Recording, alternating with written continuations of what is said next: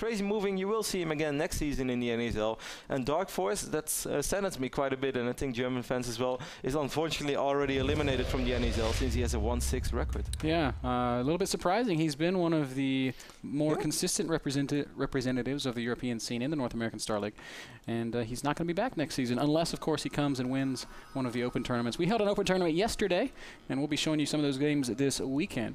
And I'm excited to do that. We know the result, but we can't tell you guys, because then why would you bother tuning in? We're going to have to keep you on the edges of your seats. So unless you follow us on Twitter and Facebook when we accidentally posted it. I will tell you this, though, it was a huge tournament. Players like Dong Regu competed, and the result is excellent. So be sure to tune in. Yes. So yeah, last but not least, what you just said about DarKFoRcE, Ben, I couldn't agree more, because what we almost forget is that DarKFoRcE was at the NASL Season 1 finals, and he was the only non-Korean, together with Sen, to make it past the first round.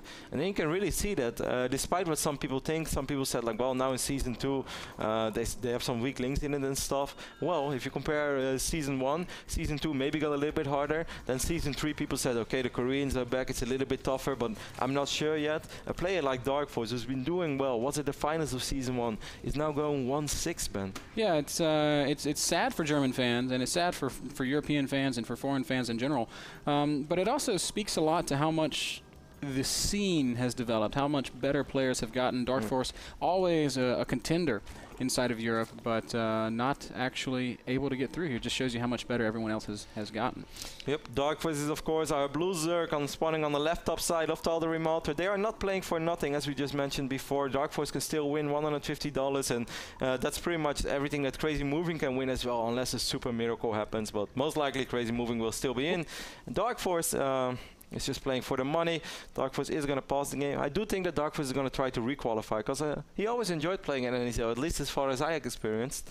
As you guys can see, this is a live game. We did not mention it yet, because we got so many live games, guys, that we didn't mention it. But as you guys can see, DarKFoRcE needs a few seconds. So it must be pretty late already in Europe. We haven't made our predictions for this game yet, Kev. And well, before we do, I just have to say, DarKFoRcE pausing this game, the only thing he could possibly be doing right now is heading over to Pinnacle Sportsbet to put some money on himself. Well, I don't think he would ever do that, Ben. DarKFoRcE is a big gambler, but he's not a cheater. Even though he does like to put money on himself? Oh yeah, that's allowed. Yeah, that's allowed. I asked that once. There was like an esports betting site before Pinnacle. Anyway, the game is live again, guys. Let's jump back in game. And yeah, there was like I had to play WCG, and I played against this Korean org Focus. And the guys from I knew the guys from that betting site, and they also knew that I was a big bettor, and they knew, or not big bettor, but that I love to gamble a lot. Not in huge amounts, but just a lot of small bets. And I was like, hey, am I allowed to bet on myself? And they're like, yes. Of course, not that you lose, but if you think that you're gonna win, you can do it. I was like, yeah. I put 15 euro on myself to beat the Korean, 3.8 odds, beat him. Smart. And they were like, not bad. Yeah, DarKFoRcE loves to gamble on StarCraft, and Kevin has often said that if you want to bet with DarKFoRcE, you're going to get the best odds when you bet against the guy that he's playing against, or excuse me, against DarKFoRcE when he's playing against somebody, because DarKFoRcE often feels like he is the better player.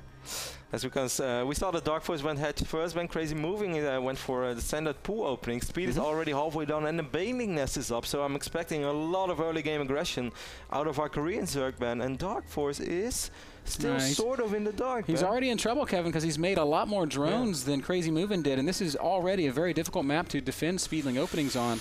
CrazymoviNG already dancing around the front. He can see that building spine crawler, and DarKFoRcE right away is forced to kind of scramble. He's building as many Zerglings as he can, but he's outnumbered right now.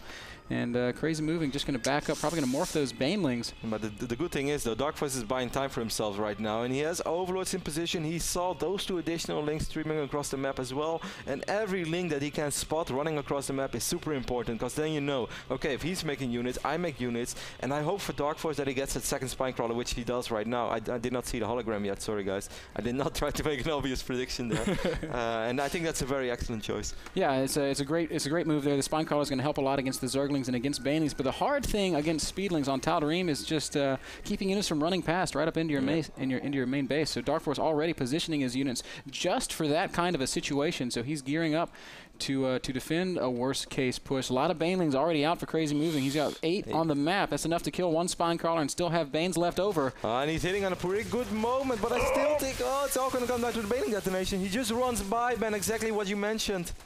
And the drones are in a very tough position. CrazymoviNG He's going to get a lot of drone kills here, and that is going to be curtains for DarKFoRcE. GG. That is exactly why Speedling openings are favored on Tal'Darim Altar. It is a rampless map, and it is very dangerous. You can just run past, not unlike PvP, where you have to have a build that is 4-gate proof or 4-gate. Well, it kind of plays out like that. That is, in a map like this, it plays out so different than, for instance, Metalopolis, where it's a lot easier to hold your ramp, or basically any of the new maps in these cases.